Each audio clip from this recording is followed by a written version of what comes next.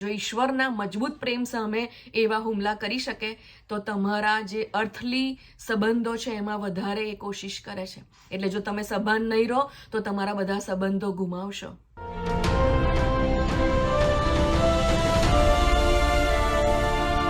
Praise the lord. Shalom. તમને બધાને પ્રભુ ઈસુ ખ્રિસ્તના નામમાં સલામ પાઠવું છું. આપણે બધા જાણીએ છીએ કે ઈશ્વર એ પ્રેમ છે. ઈશ્વરમાં પ્રેમ છે એમ નહીં, પણ ઈશ્વર પોતે પ્રેમ છે. અને ઈશ્વર પ્રેમ છે, એમણે એ શબ્દમાં જ નથી પ્રેમ, પણ એમણે એમનો પ્રેમ જે છે એ સાબિત કર્યો છે અને પ્રગટ કર્યો છે, આપણને દેખાડ્યો છે અને આપણને દેખાયો છે. ગભાણ અને વધસ્તંભ એ ઈશ્વરનો પ્રેમ બતાવે છે. એ ઈશ્વરના પ્રેમની સાબિતી આપણને આપે છે. અને ઈશ્વરના વચન પ્રમાણે યોહાન 3:16 પ્રમાણે આ પ્રેમ દરેકને માટે છે. પ્રભુનું વચન ત્યાં લખે છે કે દેવે જગત ઉપર એટલો પ્રેમ કર્યો કે તેમણે પોતાનો એકાકી જનિત દીકરો આપ્યો, એટલા માટે કે જે કોઈ તેના પર વિશ્વાસ કરે તેનો નાશ ના થાય પણ અનંત જીવન એને મળે. તમે કદી વિચાર્યું છે કે જે પોતાનો એકનો એક દીકરો, પોતાનો વહાલામાં વહાલો દીકરો જો તમારા અને મારા માટે આપે તો તમે અને હું એના કેટલા વહાલા છીએ? એ કેટલો પ્રેમ તમને મને કરે છે.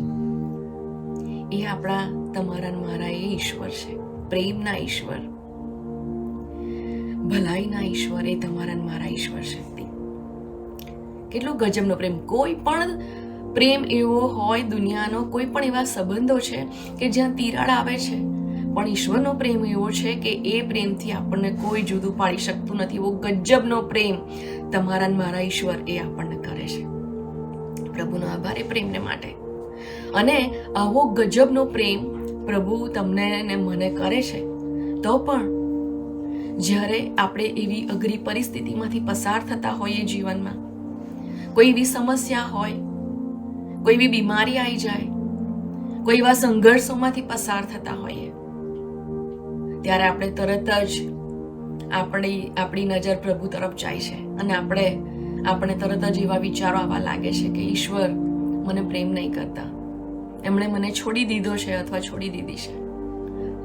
આ સમયમાં, સંઘર્ષના સમયમાં પ્રભુએ મને એકલી મૂકી દીધી છે. આવા વિચારો આપણને આવવા લાગે છે. આપણે ઈશ્વર આપણાથી દૂર જતા રહ્યા હોય એવો આપણને અહેસાસ થાય છે. અને આ જે ઈશ્વરના પ્રેમ પર આપણને શંકા આવવા લાગે છે. અને તમને ખબર છે આ શંકા લાવવાનું કામ કોણ કરે છે? આ શંકા લાવનારી શૈતાન છે. એ ઈશ્વરના પ્રેમ ઉપર શંકા લાવે છે. પણ ભલાઓ, એ કાંટાનો મુંગટ, એ હાથ પગે ખાધેલા ખીલ્લા, એ ખીલ્લાના નિશાન, એ શરીર પર કોરડાના નિશાન, એ કુંખમાંથી વહેતું લોહી, એ બધું જ એ ખ્રિસ્તના તમારા મારા પરના પ્રેમની સાક્ષી પૂરે છે. એ તમારા અને મારા ઈશ્વરનો પ્રેમ છે આપણા માટેનો. માટે જો ઈશ્વરનો પ્રેમ આટલો અદ્ભુત હોય તો પણ શૈતાન શંકા લાવવાની કોશિશ કરે, આપણને ઈશ્વરના પ્રેમથી અલગ કરવાની કોશિશ કરે, તો વહાલાઓ, માણસોનો આપણો એકબીજા પ્રત્યેનો જે પ્રેમ છે, સંબંધ છે, એના માટે કેટલી મહેનત કરે છે તમને ખબર છે? અને એટલે જ મા બાપ અને બાળકો વચ્ચેના પ્રેમમાં એ શંકા લાવવાની કોશિશ કરે છે. પતિ પત્નીના પ્રેમ વચ્ચે શંકા લાવવાની કોશિશ કરે છે. ભાઈઓ બહેનોના પ્રેમ વચ્ચે શંકાની કોશિશ કરે છે. એ સંબંધોની અંદર એ વેરના ને ઝેરના એ બી વાવવાની કોશિશ કરે છે. એ પ્રેમને તોડી પાડવાની કોશિશ કરે છે. અને જો ઈશ્વરના એ મજબૂત પ્રેમ કે જેને કોઈ તોડી શકતું નથી, એના પર એના પ્રહારો હોય, તો પછી તમારો ને મારો જે પૃથ્વી પરના સંબંધોનો પ્રેમ છે એ તો નબળો છે. તો એના માટે એ કેટલા વિશેષ પ્રયત્નો કરે છે.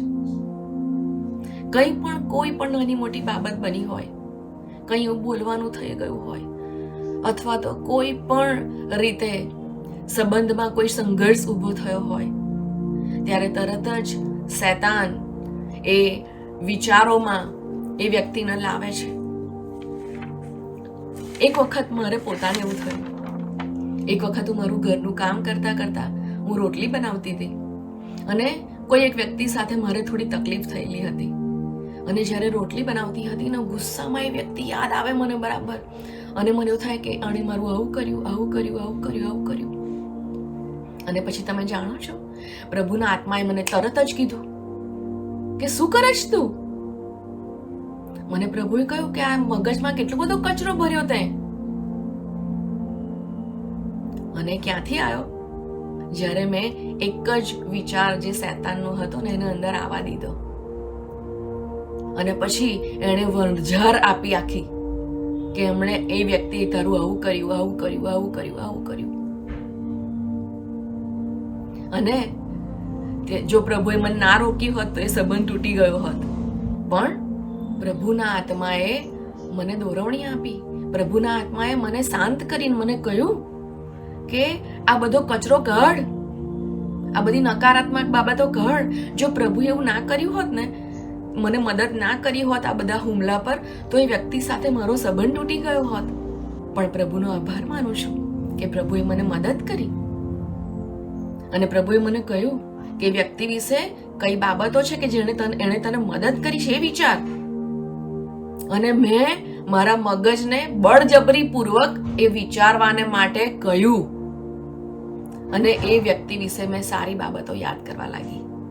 એ વ્યક્તિ વિશે મેં બધી સારી બાબતો યાદ કરી, અને મેં કીધું કે હું કેવું બધું વિચારતી હતી. પ્રભુનો આભાર. અને આપણા સંબંધોમાં પણ આવું જ થાય છે. અને એટલે આપણે શીખવાની જરૂર છે. જ્યારે ઈશ્વરના પ્રેમ માટે શંકા આવે ત્યારે વધસ્તંભને જોજો, અને તમારો પ્રેમ ફરીથી બળવાન થશે. ઈશ્વર પ્રત્યે તમારો વિશ્વાસ ફરીથી દ્રઢ બનશે. જ્યારે તમને તમારા કોઈ પણ સંબંધો પર શંકા આવે, તમને ખબર છે એ શૈતાન એવું કામ કરે છે કે જ્યાં સુધી તમારી એ શંકા સંબંધો પ્રત્યેની એ નફરતમાં ના બદલાઈ જાય ને, ત્યાં સુધી એ જંપીને બેસશે નહીં વાલાઓ. અને એટલે બહુ સભાન થઈ જજો અને એને સ્થાન ના આપશો. એફેસોને પત્ર 4:27 લખે છે કે શૈતાનને સ્થાન ના આપો. જો તમે એને જરાક જ સ્થાન આપ્યું, સહેજ જ જગ્યા આપી, તમે જોયું છે કે બસમાં ને એમાં કોઈ સહેજ જગ્યા માંગે પણ ધીમે ધીમે ધીમે તમારી આખી સીટ લઈ લે. શૈતાન એવું કામ કરશે તમારા જીવનમાં. તમારા સંબંધો એને ખેદાન મેદાન કરી નાખશે. એ ચોરી કરવા, નાશ કરવા સિવાય બીજા કોઈ ઈરાદાથી આવતો નથી જીવનમાં. અને સંબંધો બહુ કિંમતી છે, માણસો બહુ કિંમતી છે ઈશ્વરની નજરમાં, તો તમારી મારી નજરમાં કિંમતી હોવા જોઈએ. આપણને પ્રભુએ સંબંધો આપ્યા છે, એની જાળવણી કરીએ. અને એટલે જ્યારે પણ હું એવું કરું છું, મને કોઈ પણ વ્યક્તિ સાથે આવા સંઘર્ષ થાય ત્યારે હું એ બધી બાબતો કરું છું. બની શકે તો તમારા પણ કોઈ એવા સંઘર્ષો હોય, કોઈ પણ વ્યક્તિ હોય.